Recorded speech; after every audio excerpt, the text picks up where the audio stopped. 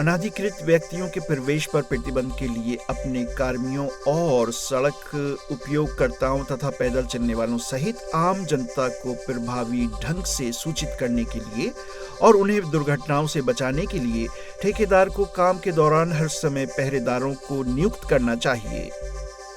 इस मामले में भी खोदक मशीन को उचित स्थिति के लिए सहायता की आवश्यकता होती है और ऑपरेटर को भी संकेतों का पालन करने की आवश्यकता होती है। खोदक मशीन को चलाने की सहायता करने से पहले पहरेदार और ड्राइवर को वॉकी टॉकी के माध्यम से या हाथ के संकेतों का उपयोग करके या आंखों से संपर्क के माध्यम से एक दूसरे के साथ संवाद करते हुए आगे बढ़ने की जरूरत है।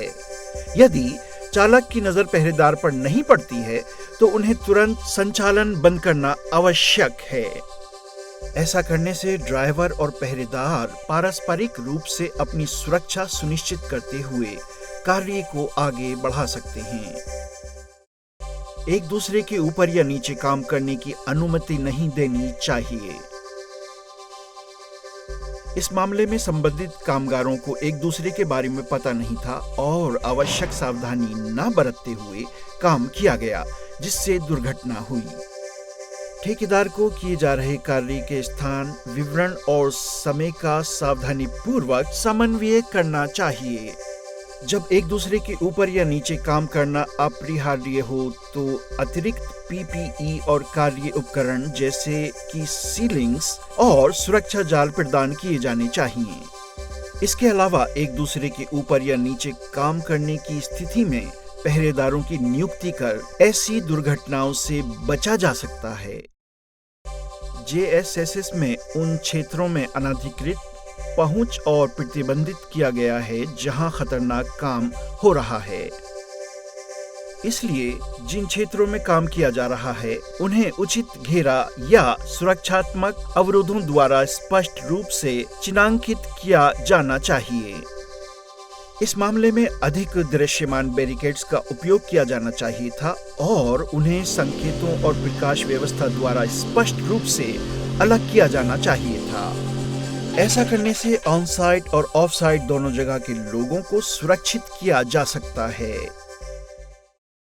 भूमिगत साधनों और ऊपरी सेवाओं के लिए सुरक्षा की पुष्टि और विस्तृत निर्माण योजनाएं आवश्यक हैं।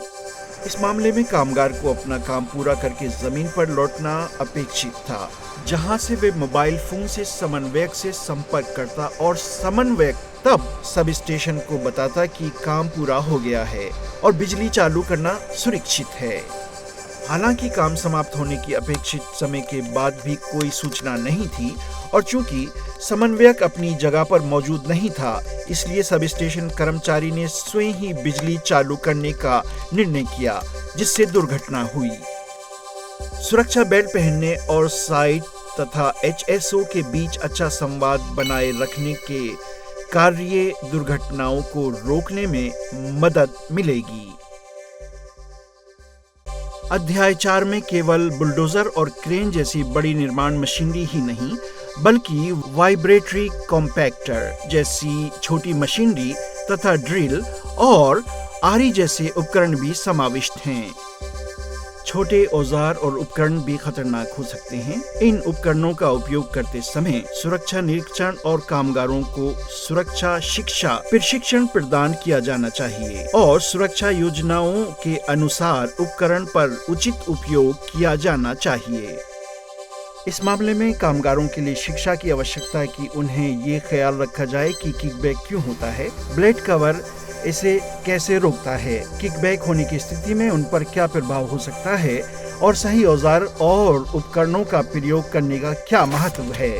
मानक अनुलग्नकों का उपयोग या मरम्मत एचएसओ ने अधिकृत किए हुए व्यक्तियों द्वारा किया जाना चाहिए। कर्मचारियों को बिजली का झटका न लगने के लिए भी सावधानी बरतने की आवश्यकता है।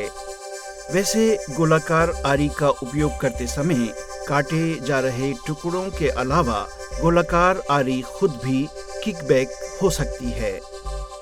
आपातकालीन अलार्म जैसे सभी सुरक्षा उपकरणों को सक्रिय करने के अलावा ये भी आवश्यक है कि ब्लेड को अधिक फैलाने जैसे सीमा से अधिक काम न किया जाए। ये न केवल टेबल टॉप, आरी जैसे छोटे उपकरणों और औजारों पर ही लागू है, बल्कि बुलडोजर जैसी मोबाइल मशीनरी और खादन उपकरण जैसी स्थिर मशीनरी पर भी लागू होता है। अध्याय 5 में सामान उठाना और वहन करना समाविष्ट है। इस मामले में दो कार्य एक साथ करने के कारण दुर्घटना हुई जब कुछ सामान उठाए हुए बूम को घुमाया गया। एक ही ऑपरेटर द्वारा क्रेन का एक साथ संचालन एक असुरक्षित प्रथा के रूप में निषिद्ध है, क्योंकि इसमें ऑपरेटर का ध्यान विचलित होता है। एक साथ संचालन के कारण घटी हुई दुर्घटनाओं की कई रिपोर्ट आई हैं, जिसमें प्राणघातक दुर्घटनाएं भी शामिल हैं। उपकरणों के सुरक्षा निरीक्षण के साथ ही कार्य और उपकरणों के आधार की सुरक्षा प्रशिक्षण की आवश्यकता होती है। मालवाहन कार्य के दौरान प्रत्येक कार्य के पहले सुरक्षा की पुष्टि करते हुए प्रत्येक कार्य को एक एक करके आगे बढ़ाना महत्वपूर्ण है। माल उठाने की सतह से 30 सेंटीमीटर की दूरी पर 3 सेकंड के लिए रुकें, किसी भी असामान्यताओं की जांच करें और फिर 3 मीटर की दूरी पर भार को ऊपर उठाएं। इसे 3-3 प्रयोग कहते हैं। उपकरण घुमाने या बूम घुमाने के लिए भी यही बात लागू होती है। वाहक आसपास की सुरक्षा की जांच करेगा और काम शुरू करने से पहले संकेत देगा। साथ ही ऐसा कार्य न करने के उपकरण की सीमा से अधिक हो। ओवरलोड रोकथाम उपकरणों जैसे सभी क्रेन सुरक्षा उपकरणों को सक्रिय किया जाना चाहिए। निर्धारित क्षमता से अधिक भार के वाहन को अनुमति नहीं दी जानी चाहिए और यदि सुरक्षा उपकरण सक्रिय होता है तो काम तुरंत बंद कर देना चाहिए। JSSS में कम्फर्डेम मिट्टी के काम के लिए सहारा, मचान और बिजली व गैस के लिए अस्थायी ढांचों के लिए सुरक्षा मानक विनिर्देशों को निर्धारित किया गया है। इस मामले में ब्रैकेट के मचान का सहारा ढीला था, जिसके कारण मचान गिर गया और दुर्घटना हुई।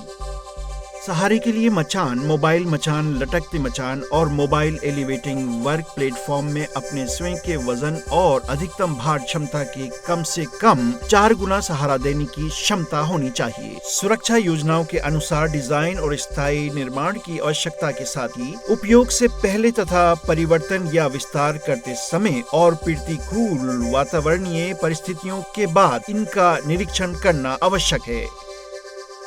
इसके अलावा मचान पर सीढ़ियों का उपयोग नहीं किया जाना चाहिए और मचान लगाते या निकालते समय जब गिरने का खतरा हो तब हार्नेस, सुरक्षा बेल्ट का उपयोग आदि गिरने से बचाव के उपाय के लिए किया जाना चाहिए। JSSS में उत्खनन, खाई की खुदाई, हाथ और यांत्रिक उत्खनन, ब्लास्टिंग, तटबंध और बैकफिल कार्य, डिपिंग और मिट्टी के काम के लिए सहारों के लिए सुरक्षा उपायों को समाविष्ट किया गया है। खुदाई के काम के दौरान मिट्टी के गिरने से जुड़ी कई दुर्घटनाओं की सूचना मिली है। उत्खनन के किनारों के ढलान और किनारों के बेंचिंग पर पर्याप्त ध्यान दिया जाना चाहिए। निकट लंबवत कटिंग फेस के नीचे कोई भी उत्खनन नहीं किया जाना चाहिए। इसके अलावा स्थिर उत्खनन सुनिश्चित करने के लिए मिट्टी के काम के लिए सहारों की स्थापना की जानी चाहिए। इसके लिए ये भी आवश्यक है कि जब तक मिट्टी का काम पूरा नहीं हो जाता तब तक साइट पर काम बंद कर दिया जाए। उत्खनन कार्यों के लिए सावधानी पूर्वक योजना बनाने और सुरक्षा उपायों की आवश्यकता होती है ताकि जमीन कमजोर न हो या अन्य इमारतों जैसी संपत्ति को नुकसान न पहुंचे। पाइल्स चलाते समय उपकरण और पाइल सामग्री की विशेषताओं के अनुसार उचित तरीकों का उपयोग किया जाना चाहिए। इस मामले में फॉलोअर टकराने के एक क्षेत्रजिक कंपन हुआ और इसके उत्केंद्रिक आघात हुआ।